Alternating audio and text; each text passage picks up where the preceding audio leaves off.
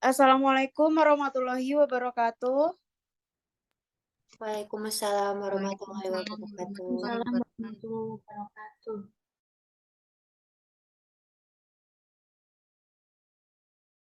wabarakatuh. Pada hari ini kami di sini ingin mempresentasikan laporan rencana bisnis dan hasil usaha dari produk kelompok kami yaitu Bonbon Jelly.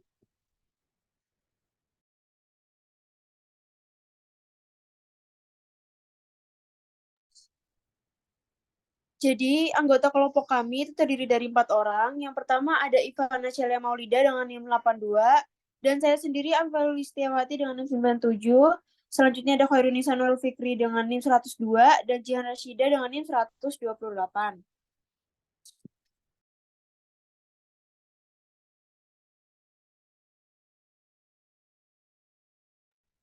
Kita masuk pada pembahasan. Jadi dalam presentasi ini kita akan membahas yang pertama itu ada pendahuluan, dan selanjutnya akan dilanjutkan dengan gambaran umum rencana usaha, metode dan analisis, hasil kegiatan bisnis, dan yang terakhir nanti ada kesimpulan dan juga saran.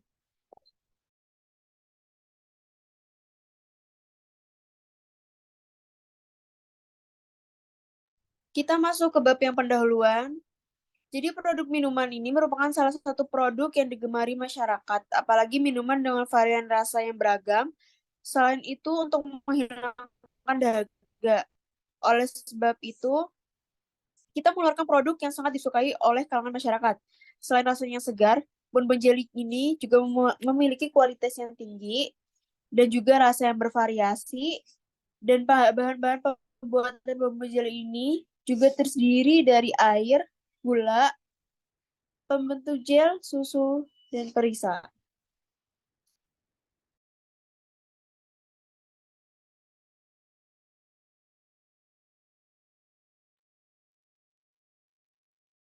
Selanjutnya ada gambaran umum rencana usaha. Yang pertama dijelaskan deskripsi bisnis nama produk. Di sini nama produk tersebut yaitu Bonbon Jelly, di mana terdapat minuman dengan varian rasa dan perpaduan susu dan jelly. Masyarakat lebih mengenal minuman jelly drink dibanding dengan minuman bonbon jelly. Padahal jelly drink dan bonbon jelly jauh berbeda, di mana fokus utama kami mengeluarkan minuman ini agar ada varian terbaru untuk berbagai jenis minuman, dan agar kalangan masyarakat juga tidak bosan dengan minuman yang itu-itu saja.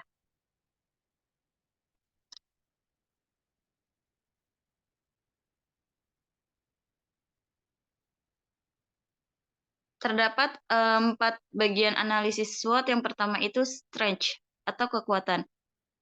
Bonbon Jelly merupakan bisnis yang menawarkan minuman susu jelly dengan 3 varian rasa yaitu mangga, strawberry, melon yang cocok dikonsumsi sebagai pengganjal rasa lapar. Bonbon Jelly juga menggunakan bahan berkualitas dan tidak menggunakan bahan kimia ataupun zat-zat berbahaya lainnya. Yang kedua itu ada taste weakness atau kelemahan. Di sini kelemahannya dapat dijelaskan, masyarakat mungkin lebih sering mengenal jelly drink dibanding bonbon jelly, sehingga masyarakat mungkin akan merasa asing dan berpikir 2 kali untuk membelinya. Belum memiliki sertifikat halal dikarenakan kurangnya pengalaman produksi dari persiapan berbisnis yang sempurna. Yang ketiga itu ada threat atau ancaman. Produk minuman bonbon jelly mudah ditiru sehingga akan ada persaingan dengan produsen lain. Semakin banyaknya variasi dan inovasi bisnis di bidang minuman, sehingga sulitnya menemukan loyalitas pelanggan terhadap bonbon jelly. Dan yang terakhir itu ada opportunity, peluang. Melihat masyarakat atau anak-anak dan remaja yang kerap menggemari minum-minuman menyegarkan dengan tambahan varian jelly, menjadikan bonbon jelly sebagai alternatif pilihan apabila masyarakat bosan dengan berbagai produk minuman yang itu-itu saja. Bonbon jelly dapat dikonsumsi oleh berbagai kalangan kecuali bayi ataupun balita. Kondisi masyarakat ataupun anak-anak dan remaja yang cenderung semakin konsumtif dan ingin mencoba hal baru dapat mempermudah memasarkan produk yang dijual. Bonbon jelly sebagai produk baru berpeluang untuk dipatenkan.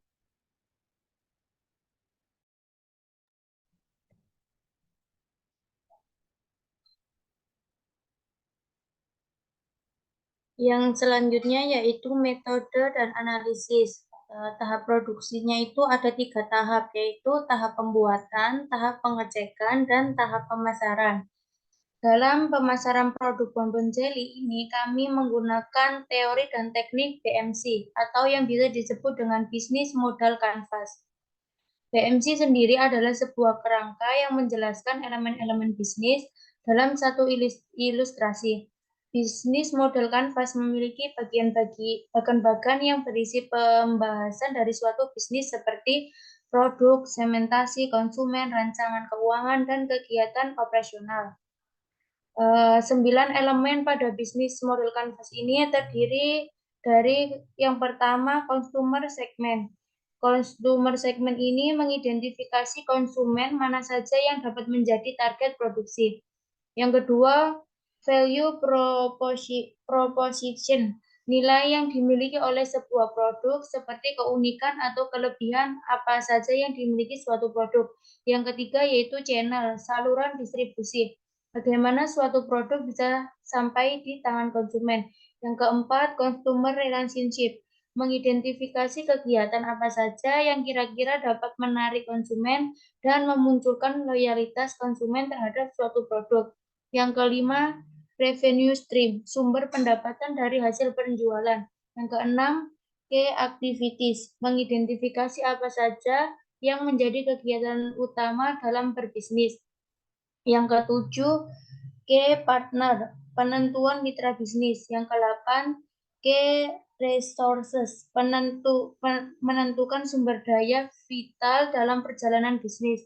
Yang terakhir yaitu yang kesembilan, cost struktur, mengidentifikasi struktur pembiayaan bisnis seperti anggaran biaya ataupun biaya pemasaran dan lain sebagainya.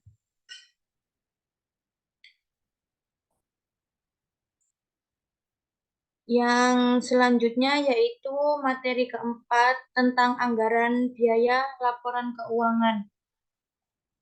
Adapun rincian biaya dalam pembuatan bonbon jelly ini sebagai berikut, yaitu keterangan yaitu terdiri dari biaya tetap. Nah, biaya tetapnya itu ada botol, terus ada susu, perisa minuman, Nutrijel, susu kental manis, cetak stiker, dan gelas ukur. Nah, totalnya itu sebanyak 225.000.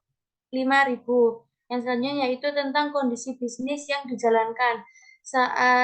Saat ini bisnis belum berjalan kembali dikarenakan terhentinya proses produksi sebab akan adanya ujian akhir semester ini.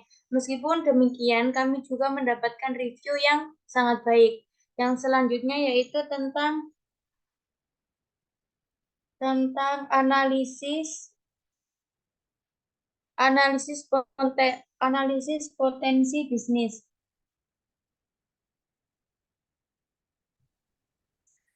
Yang pertama yaitu target pasar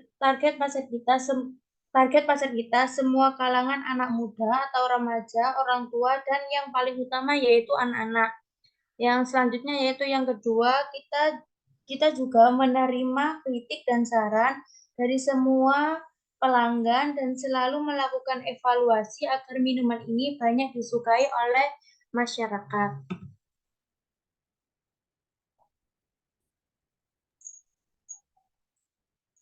Selanjutnya akan dipaparkan dokumentasi kegiatan dari bisnis bonbon jelly ini.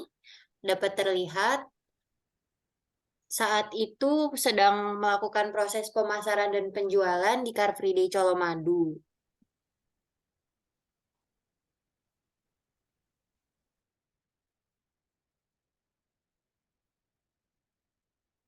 Selanjutnya, untuk kesimpulannya, berdasarkan hasil dari laporan rencana bisnis dan hasil usaha bonbon jelly, dapat disimpulkan bahwa apa yang telah direncanakan bersama dapat dilaksanakan dengan baik dan lancar dalam penjualan secara offline maupun online. Pada aspek dan pemasaran, bonbon jelly juga dapat dikonsumsi di semua kalangan usia, kecuali balita dengan harga yang terjangkau. Kemudian untuk saran sendiri, saran kepada penjual, penjual sebaiknya mencari investor guna menambahkan modal untuk mengembangkan bisnis dan dapat mengambil keuntungan dari bisnis tersebut. Kemudian, dalam mengembangkan bisnis bonbon jelly ini, penjual juga dapat melakukan sistem penawaran ataupun marketing yang menarik sehingga dapat menarik perhatian pembeli. Selain itu, penjual juga harus memperbarui SOP berdasarkan kejadian yang sudah terjadi. Selanjutnya, melakukan evaluasi terhadap penjualan perharinya. Untuk saran pembeli, pembeli dapat merequest rasa produk minuman bonbon jelly sesuai dengan kebutuhan yang diinginkan. Dan selanjutnya, pembeli juga boleh atau dapat mempromosikan minuman dengan hal-hal yang positif untuk dipasarkan di masyarakat maupun sosial media atau internet. Baik, saya akan kembalikan ke moderator.